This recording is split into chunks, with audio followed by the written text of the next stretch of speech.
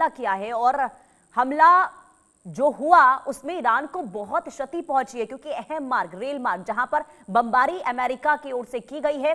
इसी बीच एक और बड़ी खबर, पश्चिम एशिया में युद्ध और भड़का है। ईरान ने अमेरिकी सैन्य अड्डे पर बहुत बड़ा हमला किया, मिसाइल हमले की आधिकारिक पुष्टि, अमेरिकी सैन्य ठिकाना को निशाना बनाया गया है। पश्चिम एशिया में युद्ध और ज्यादा भड़कता हुआ एक बार फिर दिखाई दे रहा है। ईरान ने अमेरिकी सैन्य अड्डे पर बड़ा हमला किया है, यानी पहले अमेरिका की ओर से हमला, फिर पलटवार, एक बार फिर से ईरान की ओर से, यानी कि एक बार फिर वो सिलसिला शुरू हो चुका है वार पलटवार का। और इसमें ये जो हमले हैं वो बहुत ज्यादा घातक हो रहे हैं, क्योंकि रेल मार्ग, जो ईरान का अहम रेल मार्ग था, उस पर अमेरिका की ओर से निशाना साधा गया, उसे पूरी तरीके से तबाह कर दिया गया है। इधर अब ईरान की ओर से अमेरिकी सैन्य अड्डे पर भी हमले शुरू कर दिए गए हैं और अलग अलग खाड़ी देशों में जब ईरान हमले कर रहा है और अमेरिकी सैन्य ठिकानों को निशाना बना रहा है, तो इससे ये साफ है कि स्थिति बहुत ज्यादा बिगड़ने वाली है। स्थिति एक बार फिर से वही दिखेगी जो हमने 4 महीने पहले देखी थी, यानी कि 28 फरवरी से जो बमबारी शुरू हुई थी। हालांकि बीच में राहत की सांस पूरी दुनिया ने जरूर ली थी, लेकिन एक बार फिर से हालात बिगड़ते हुए दिखाई दे रहे हैं। अजय हमारे साथ एक बार फिर से बने हुए हैं। अजय, कच्चे तेल के दामों में एक बार फिर से देखिए उछाल आया है।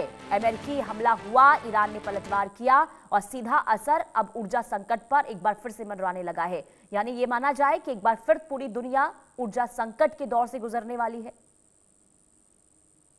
देखिए, इसमें कोई दो राय नहीं। अगर हालात वैसे ही रहेंगे, स्ट्रेट ऑफ हॉर्मुज़ बंद होगा, तो फिर यकीनन जो मूवमेंट ऑफ शिप्स है, चाहे वो पेट्रोलियम शिप्स हैं या बाकी, उस पर असर पड़ेगा। और न सिर्फ कच्चे तेल बल्कि तमाम चीजों पर इसका असर देखने को मिलेगा, जैसा पहले भी हुआ। मगर आप इस चीज को देखिए कि भारत ने पिछली बार भी जब ये जंग चल रही थी 3 महीने से ज्यादा समय के लिए, बड़े बेहतरीन तरीके से इसे मैनेज किया। बेशक तेल की कीमतें बढ़ी, मगर उस कदर नहीं बढ़ी जैसे दुनिया के बाकी देश इससे प्रभावित हुए थे। तो ऐसे में यकीनन देखना होगा कि ये जो सिलसिला शुरू हुआ है, इसमें क्या चीजें कैसे होंगी और भारत इस पे कैसे टैकल करेगा। दूसरी एक चीज और है कि ये जो जंग शुरू हुई है वापस, इसमें देखिएगा कि कुछ दिन के बाद, स्पेल के बाद, एक बार फिर से टॉक्स को लेकर जो है चीजें आगे बढ़ेंगी, क्योंकि ईरान जानता है कि वो बड़े लंबे समय के लिए अमेरिका का मुकाबला नहीं कर पाएगा। वहीं अगर बात की जाए तो अमेरिका भी जानता है कि लंबे समय तक एंगेज होकर चीजों को नहीं किया जाएगा। एक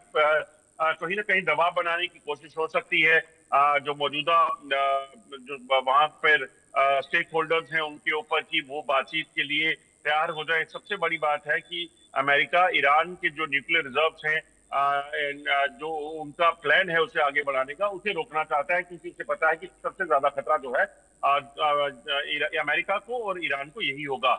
ऐसे तो अमेरिका की दूरी ईरान से लगभग 11 से 12 हजार किलोमीटर की है, मगर अमेरिका ये भी अच्छे तरीके से जानता है कि अगर जो जल्द ईरान जो है अपने न्यूक्लियर एनरिचमेंट को आगे बढ़ाता है, तो फिर यकीनन उसके लिए उन चीजों को अमेरिका तक पहुंचना जो है वो बहुत मुश्किल नहीं होगा।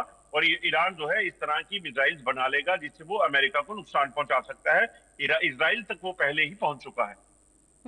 और देखिए अजय, क्योंकि जब ये बातचीत चल रही थी ईरान और अमेरिका के बीच में, और इसके बाद ये कहा गया था कि ईरान जो है अपने परमाणु कार्यक्रम को लेकर जो है वो थोड़ा सा बैकफुट पर आता हुआ दिखाई दे रहा है, यानी कि परमाणु हथियार बनाने की दिशा में वो जो गति पहले देखने को मिल रही थी उसमें थोड़ी कमी आएगी। लेकिन जब अमेरिका ने हमला कर दिया है तो ये माना जाए कि अब परमाणु हथियार बनाने की दिशा में ईरान तेज गति के साथ आगे कदम बढ़ाएगा और इस दिशा में लगातार अब जो पहले से ईरान कदम उठा रहा था वही स्थिति देखने को मिलेगी।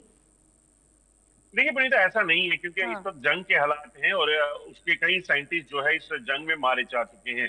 अमेरिका ने जो पिन पॉइंट टारगेट किए थे उसमें ईरान के न्यूक्लियर साइंटिस्ट को भी अमेरिका ने खत्म किया था। तो ऐसे में उस न्यूक्लियर एनरिचमेंट तक पहुंचना ईरान के लिए इतना आसान नहीं है। उसके लिए समय लगेगा, उसके लिए जो उसको चीजें चाहिए, जो साइंटिस्ट चाहिए, उनका होना बड़ा जरूरी है। बाकी कौन से देश जो है ये मदद देते हैं ईरान को, ये देखना होगा। क्या चीन और रशिया जो है वो मिलकर मदद देते हैं? पाकिस्तान इतनी हिम्मत कर नहीं पाएगा, क्योंकि पाकिस्तान अगर लेकिन ऐसा कुल करता है तो मिलाकर यही पाकिस्तान देखना होगा अजय कि आखिर आखिर आगे होता क्या है मिडिल ईस्ट में। आखिर ईरान और अमेरिका क्या इसी तरीके से बमबारी करेगा या फिर किसी एक रास्ते पर बीच का रास्ता निकाला जाएगा? ये बहुत ज्यादा अहम हो जाता है। बहुत शुक्रिया तमाम जानकारी देने के लिए।